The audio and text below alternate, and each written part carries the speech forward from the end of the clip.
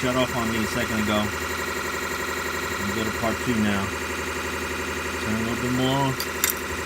I'm going to go in. And now we're going slow. Actually, no, I'm feeling kind of confident. Let's raise up the speed. Got no squeaking.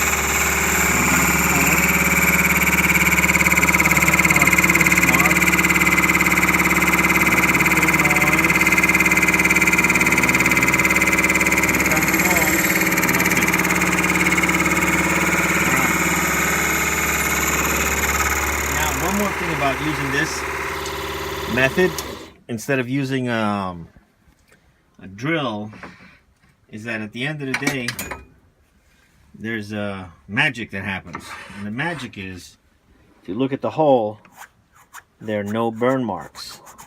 I don't know if you can see it that good, but the wood is not burnt at all. So now I'm going to take what we want to put in there, which is this guy, and a little bit more, and now he's straight. So we'll just fix him up a little bit, and then he'll be perfect. And that's it. Thanks for watching.